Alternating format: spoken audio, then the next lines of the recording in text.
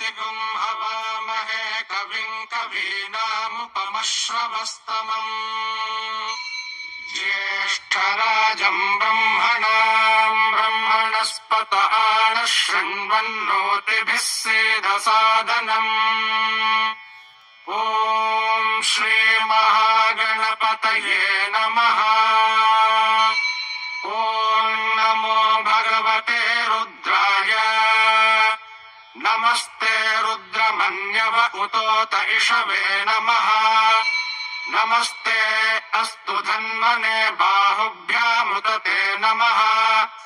यात इषुः शिवतमा शिवं बभूवते धनुः। शिवा शरव्या यातवतया नो रुद्रमृडया। याते रुद्रशिवा तनोरघोरा पापकाशिनी। तया नस्तनुवाशन्तमया गिरिशन्ताभिचाकशीः। यामिषुङ्गिरिशन्तहस्ते बिभर्ष्यस्तवे। शिवाङ्गिरित्रताम् कुरु माहि गुंसीः पुरुषम् जगत्। शिवेन वचसा त्वा गिरिशाच्छावदामसि। यथा नः सर्वमिज्जगदयक्ष्मगुं सुमना असते। अध्यवोचदधिवक्ता प्रथमो दैव्योऽभिषके। अहेगिश्च सर्वान् जम्भयन् सर्वाश्च यातु धान्यः। असो यस्ताम्रो अरुण उत बभ्रुः सुमङ्गलः। ये चेमागुं रुद्रा अभितो दिक्षुः श्रिताः सहस्रशो वैशागुं हेडयीमहे। असौ यो वसर्पति नीलग्रीवो विलोहितः। उतैनं गोपा अदृशन्नदृशन्नुदहार्यः। उतैनं विश्वाभूतानि सदृष्टो मृडयातिनः। नमो अस्तु नीलग्रीवाय सहस्राक्षाय मीढुषे। अथो ये अस्य सत्त्वानो हन्तेभ्यो करन्नमः। प्रमुञ्च धन्वनस्त्वमुभयोरार्त्नियोर्ज्याम्। याश्च ते हस्त इषवः पराता भगवो वप। अवतत्य धनुस्त्वगुं सहस्राक्षसते शुधे। निशीर्य शल्यानाम् मुखा शिवो नः सुमना भव। विज्यन् धनुः कपर्दिनो विशल्यो बाणवागुम् उत। अनेशन्नस्येषव आभुरस्य निषङ्गतिः। याते हेतुर्मीढुष्टमहस्ते बभूवते धनुः। तयास्मान् विश्वतस्त्वमयक्ष्मया परिभुज। नमस्ते अस्त्वायुधाय नातताय धृष्णवे। उभाभ्यामुतते नमो बाहुभ्याम् तव धन्वने। परिते धन्वनो हेतिरस्मान् वृणक्तु विश्वतः। अथो य इषुधिस्तवारे अस्मन्निधेहितम्। नमस्ते अस्तु भगवन् विश्वेश्वराय महादेवाय त्र्यम्बकाय त्रिपुरान्तकाय त्रिकाग्निकालाय कालाग्निरुद्राय नीलकण्ठाय मृत्युञ्जयाय सर्वेश्वराय सदाशिवाय श्रीमन्महादेवाय नमः। नमो हिरण्यबाहवे सेनान्ये दिशाम् च पतये। नमो नमो वृक्षेभ्यो हरिकेशेभ्यः पशूनाम् पतये। नमो नमः सस्पिञ्जराय त्रिषीमते पथीनाम् पतये। नमो नमो बब्लुषाय विव्याधिनेन्नानाम् पतये। नमो नमो हरिकेशायोपवीतिने पुष्टानाम् पतये। नमो नमो भवस्य हेत्यै जगताम् पतये। नमो नमो रुद्राय तताविने क्षेत्राणाम् पतये। नमो नमः सूताय हन्त्याय वनानाम् पतये। नमो नमो रोहिताय स्थपतये वृक्षाणाम् पतये। नमो नमो मन्त्रिणे वाणिजाय कक्षाणाम् पतये। नमो नमो भुवन्तये वारिवस्कृताय औषधीनाम् पतये। नमो नम उच्चैर्घोषाय क्रन्दयते पत्तीनाम् पतये। नमो नमः कृत्स्नवीताय धावते सत्त्वनाम् पतये नमः। नमः सहमानाय निव्याधिन आव्याधिनीनां पतये नमो नमः ककुभाय निषङ्गिणे स्तेनानां पतये नमो नमो निषङ्गिण इषुधिमते तस्कराणां पतये नमो नमो वञ्चते परिवञ्चते स्तायूनां पतये नमो नमो निचेरवे परिचरायारण्यानां पतये नमो नमः श्रिकाविभ्यो जिघागुंसद्भ्यो मुष्णतां पतये नमो नमोऽसि मध्यो नक्तञ्चरभ्यः प्रकृन्तानां पतये नमो नम उष्णेशिने गिरिचराय कुलुञ्चानां पतये नमो नम इषुमद्भ्यो धन्वाविभ्यश्च वो नमो नम आतन्वानेभ्यः प्रतिदधानेभ्यश्च वो नमो नम आयच्छद्भ्यो विसृजद्भ्यश्च वो नमो नमोऽस्यभ्यो विद्यद्भ्यश्च वो नमो नम आसीनेभ्यः शयानेभ्यश्च वो नमो नमः स्वपद्भ्यो जाग्रद्भ्यश्च वो नमो नमस्तिष्ठद्भ्यो धावद्भ्यश्च वो नमो नमः सभाभ्यः सभापतिभ्यश्च वो नमो नमो अश्वेभ्योऽश्वपतिभ्यश्च वो नमः नम आव्याधिनेभ्यो विविध्यन्तेभ्यश्च वो नमो नम उगणाभ्यस्त्रिगुंहतेभ्यश्च वो नमो नमो गृत्सेभ्यो गृत्सपतिभ्यश्च वो नमो नमो व्रातेभ्यो व्रातपतिभ्यश्च वो नमो नमो गणेभ्यो गणपतिभ्यश्च वो नमो नमो विरूपेभ्यो विश्वरूपेभ्यश्च वो नमो नमो महद्भ्यः क्षुल्लकेभ्यश्च वो नमो नमो रथिभ्यो रथेभ्यश्च वो नमो नमो रथेभ्यो रथपतिभ्यश्च वो नमो नमः सेनाभ्यः सेनानिभ्यश्च वो नमो नमः क्षत्रुभ्यः सङ्ग्रहेतृभ्यश्च वो नमो नमस्तक्षभ्यो रथकारेभ्यश्च वो नमो नमः कुलालेभ्यः कर्मारेभ्यश्च वो नमो नमः पुञ्जिष्टेभ्यो निषादेभ्यश्च वो नमो नम इषकृद्भ्यो धन्वकृद्भ्यश्च वो नमो नमो मृगयुभ्यः स्वनिभ्यश्च वो नमो नमः श्वभ्यः स्वपतिभ्यश्च वो नमः नमो भवाय च रुद्राय च नमः शर्वाय च पशुपतये च नमो नीलग्रीवाय च शितिकण्ठाय च नमः कपर्दिने च व्युत्तकेशाय च नमः सहस्राक्षाय च शतधन्वने च नमो गिरिशाय च शिपिविष्टाय च नमो मेढुष्टमाय चेषुमते च नमो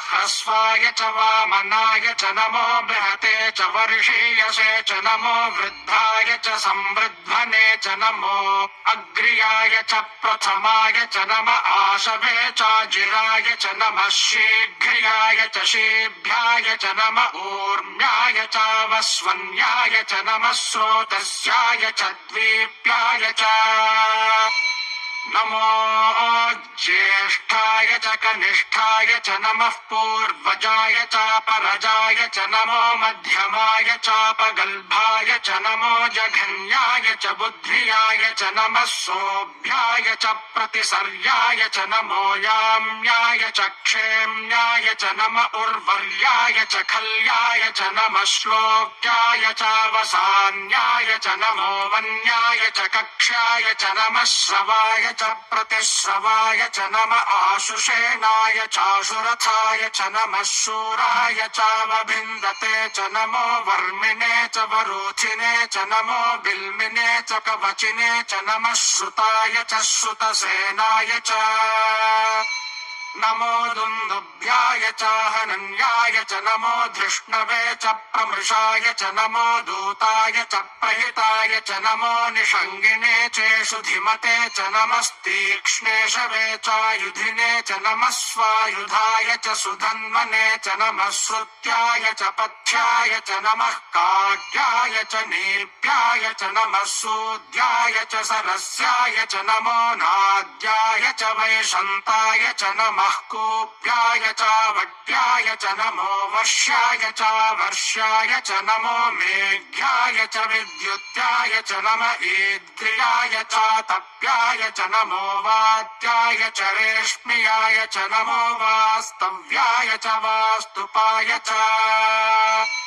नमः सोमाय च रुद्राय च नमस्ताम्राय च अरुणाय च नमः शङ्गाय च पशुपतये च नम उग्राय च भीमाय च नमो अग्रे वधाय च दूरे वधाय च नमो हन्त्रे च हनीयसे च नमो वृक्षेभ्यो हरिकेशेभ्यो नमस्ताराय नमः शम्भवे च मयोभवे च नमः शङ्कराय च मयस्कराय च नमः शिवाय च शिवतराय च नमस्तीर्थ्याय च कूल्याय च नमः पार्याय च वार्याय च नमः प्रतरणाय चोत्तरणाय च नम आतार्याय च लाड्याय च नमः षष्ट्याय च फेन्याय च नमः सिकत्याय च प्रवाह्याय च नम इरण्याय च प्रपथ्याय च नमः किगुंशिलाय च क्षयणाय च नमः कपर्दिने च पुलस्तये च नमो गोष्ठ्याय च गृह्याय च नमस्तल्प्याय च गेह्याय च नमः काट्याय च गह्वरेष्ठाय च नमो हृदयाय च निवेष्ट्याय च नमः पागुंसव्याय च रजस्याय च नमः शुष्क्याय च हरित्याय च नमो लोप्याय चोलप्याय च नम ऊर्व्याय च सूर्म्याय च नमः पर्ण्याय च पर्णशद्याय च नमोपगुरमाणाय चाभिघ्नते च नम आखिदते च प्रखिदते च नमो वह्किरिकेभ्यो देवानागुंहृदयेभ्यो नमो विक्षीणकेभ्यो नमो विचिन्वक्केभ्यो नम आनिर्हतेभ्यो नम आमीवक्केभ्यः द्रापे अन्धसस्पते दरिद्रन्नीललोहिता येषाम् पुरुषाणामेषाम् पशूनाम् माभेर्मा रोमो येषाम् किञ्चना ममते या ते रुद्रशिवा तनोः शिवा विश्वाह भेषजी शिवा रुद्रस्य भेषजी तया नो मृडजीवसे इमागुम् रुद्राय तवसे कपर्दिने क्षयद्वीराय प्रभरामहे मतिम् यथा नः शमसद्विपदे चतुष्पदे विश्वम् पुष्टम् ग्रामे अस्मिन्ननातुरम् मृगानो रुद्रोतनो मयस्कृधि क्षयद्वीराय नमसा विधेमते यच्छन् च योश्च मनुरायजे पिता तदस्याम तव रुद्रप्रणीतौ मानो महान्तमुतमानो अर्भकम् मान उक्षन्तमुतमान उक्षितम् मानो वधेः पितरम् मोत मातरम् प्रियामानस्तनुवो रुद्ररीरिषः मानस्तोकेतनये मान आयुषि मानो गोषु मानो अश्वेषु रीरिषः वीरान्मानो रुद्रभामितो वधीर्हविष्मन्तो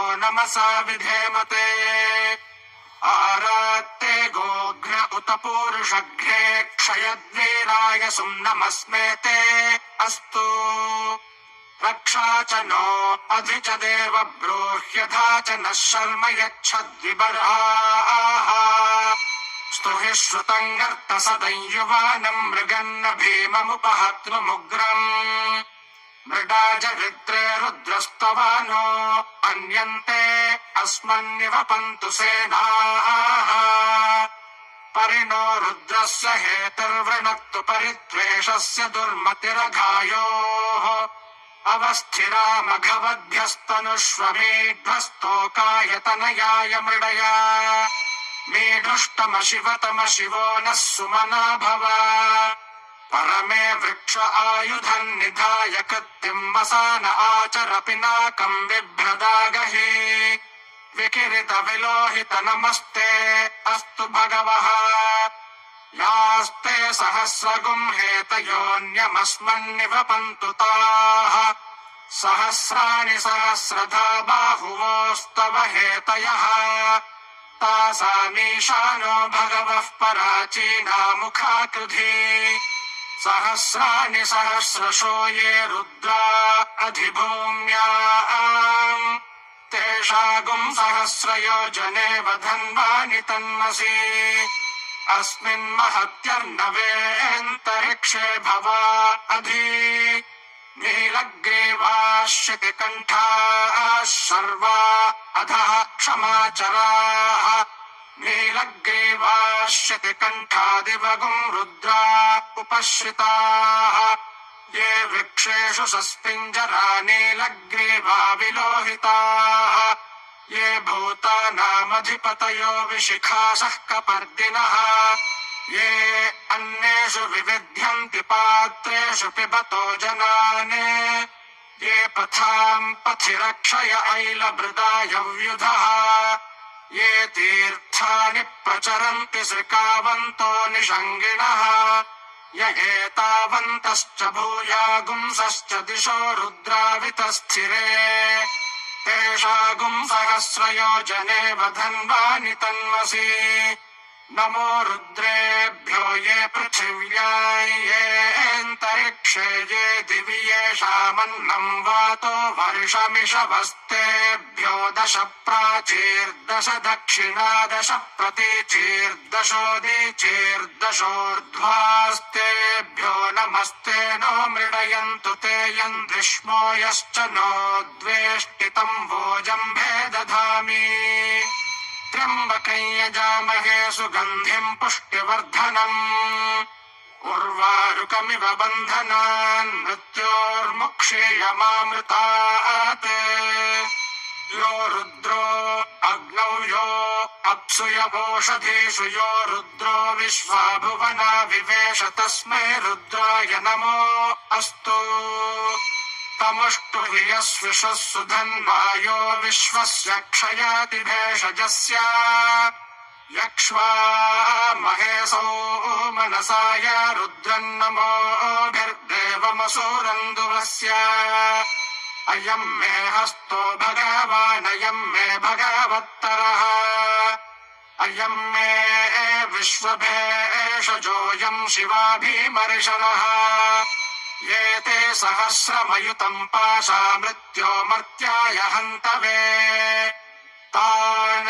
यज्ञस्य मायया सर्वानवयजामहे मृत्यवे स्वाहा मृत्यवे स्वाहा ॐ नमो भगवते रुद्राय विष्णवे मृत्युर्मे पाहि प्राणानाम् ग्रन्थिरसि रुद्रो मा विशान्तकः तेनान्येनाप्यायस्व नमो रुद्राय विष्णवे मृत्युर्मे पाहि ॐ शान्तिः शान्तिः शान्तिः।